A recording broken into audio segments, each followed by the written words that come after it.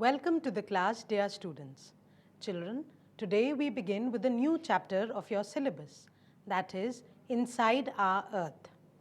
Children, in this chapter, we will be studying about the interior of the earth. We will also be studying about a few interesting things about rocks and minerals. Before we begin, I will give you a quick introduction of where you're sitting and who is teaching you. You are sitting in an Eden Guru classroom, and I am your teacher for the day, Dr. Devyani Bajpai. Now, children, you must have heard of what the earth is made up of, how complex the nature of the earth is, and how difficult it is to get inside the core of the earth. All these things must be puzzling to you. All the time, you must have also read a few things about the nature and structure of the layers of the earth. Now, I will be telling you about a few very interesting things about this earth. Now, children, have you ever visualized an onion? I will show one to you. See here, children. Here is this onion. When you look at this onion, and you can have a look at the different layers that this onion is having. Okay? In the similar manner, our earth is made up of different layers. It is almost the same. Okay, children? When you peel off an onion, you will find more and more layers inside it. In the similar manner, our earth is also very complex. It is made up of different layers. Okay? So you have to keep this in mind all the time. And whenever you think of the onion, you should always think of the layers of the earth. So you will always remember it. Okay, children? So the first layer of the earth, as you can see in this diagram over here, is the crust. Okay? Who will tell me what is the crust? Yes, Arif, you want to try? Ma'am, the outermost layer of earth is known as crust. Okay, quite correct. The outermost layer of the earth is known as the crust. Now, children, as you know that the earth is not only made up of land, a lot of the portion of the earth is also covered up with water. So what you have to remember that the crust is 35 kilometers on the land, and it is only 5 kilometers thick on the ocean cover. Okay, children? So there is basic difference in the width of the crust, okay, on the continent as well as on the ocean. So this is the basic difference that you have to keep in mind. When you look at the second layer, you can see it is known as mantle. Okay? It is known as Sial in case of the land, and it is known as Saima in case of your oceans. Okay?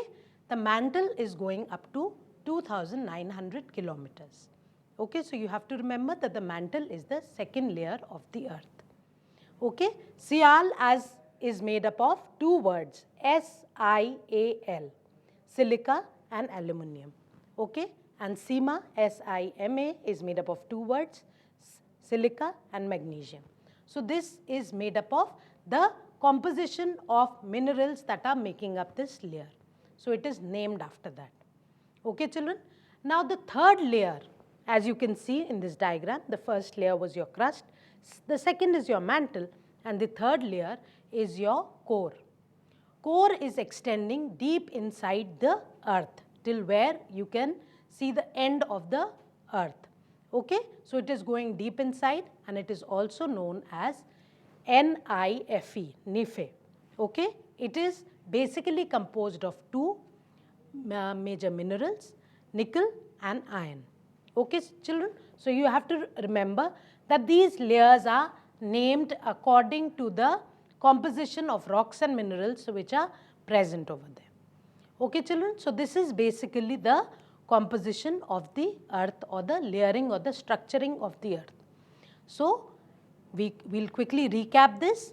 See, children, so you should remember that the earth is made up of layers.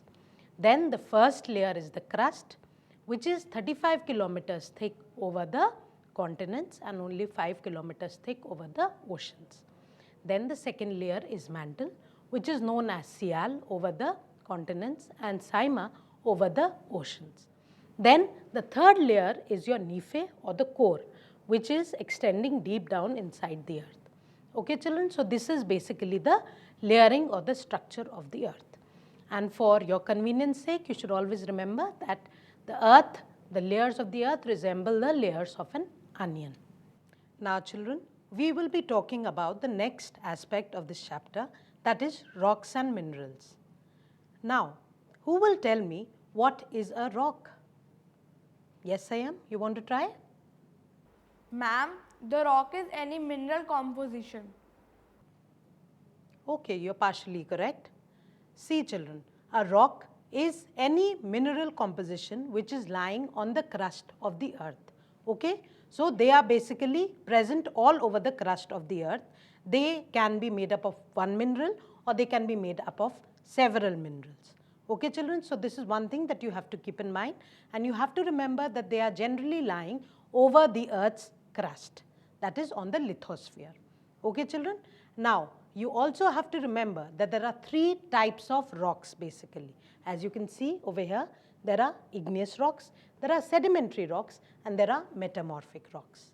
Now children, as the word igneous suggests, igni comes from the word fire, that is, they are coming from volcanoes. Okay children, what is happening is that the lava that the volcano is emitting, they are forming rocks. How? When the volcano is emitting the lava, what is happening is that lava solidifies and it forms the rocks. Okay children, so you can see that the lava is solidifying, and many a times it is forming rocks inside the earth's surface, and many a times it is forming the rocks outside the earth's surface. So when it is forming the rocks inside the earth's surface, it is known as intrusive igneous rocks. And when it is forming the rocks outside the earth's surface, it is known as extrusive igneous rocks. So these two difference, you should know that the classification of igneous rocks is twofold. They are either intrusive igneous rocks or they are extrusive igneous rocks. The difference has to be very clear in your minds. Okay children? Now there is difference in composition between the types of rocks that are formed inside the earth and the types of rocks that are formed outside. There is also different examples of the two. Basalt is an example of the intrusive and granite is an example of the extrusive. Okay children? So you have to remember that there are two types of rocks in igneous, that is intrusive. Then the second kind of rocks are the sedimentary rocks. Now what happens is that these rocks have formed. Previously children, you know that the earth was having a lot of volcanic activity. When at the time when dinosaurs and all died, what happened was the earth was seeing a lot of volcanic activity, a lot of rocks were forming. Later on, the surface of the earth cooled down after many years, after millions of years. What was seen was that other types of rocks developed because of this. What happened was that rivers started flowing in certain areas where they were not present. Oceans also came to areas where they were not present previously. So what happened was that those rocks were washed away.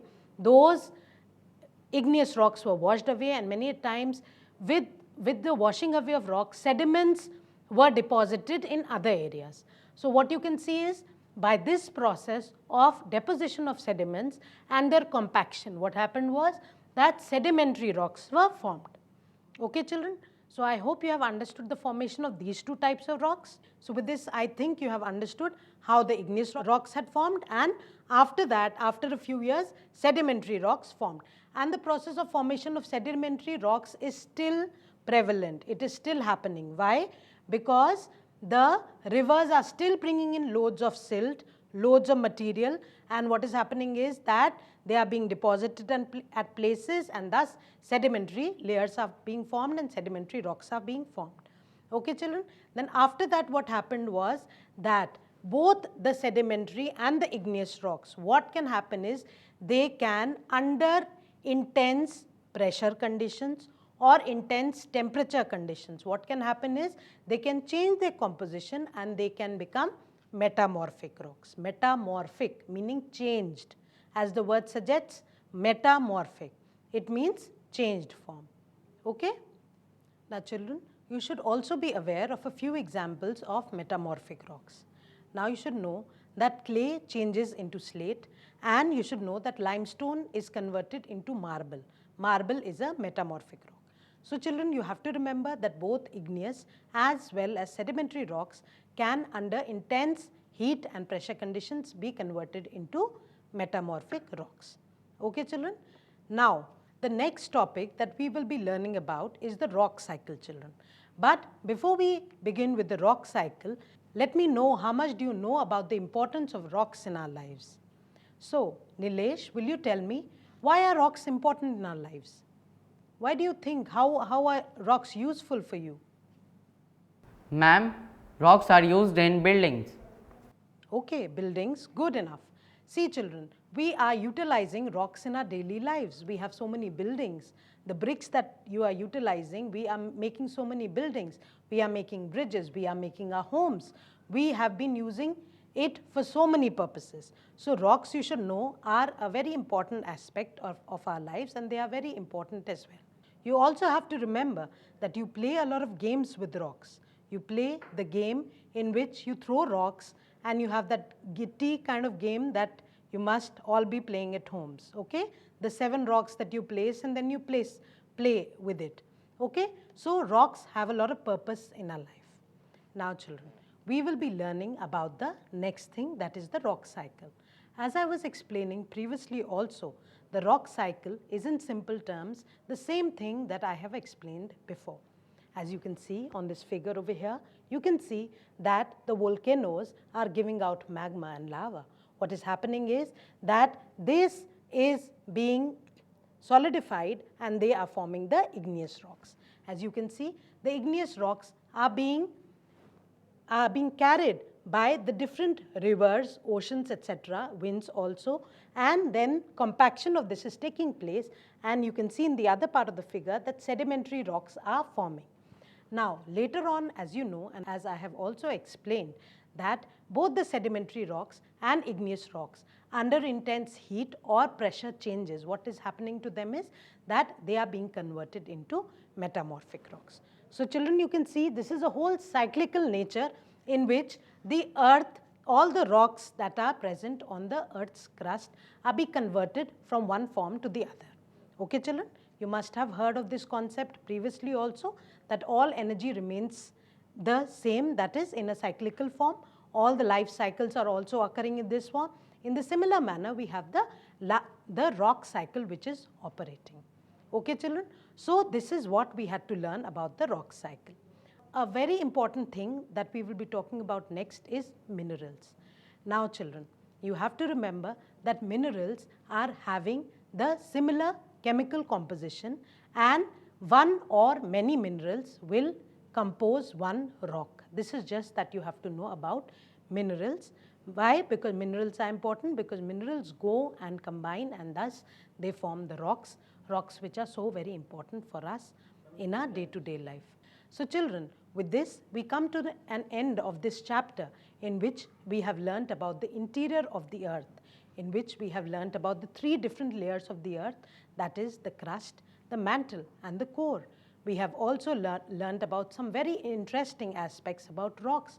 We have learnt about 3 types of rocks: the igneous, the sedimentary and the metamorphic rocks. We have also spoken about the rock cycle, and we have also spoken of what are the minerals.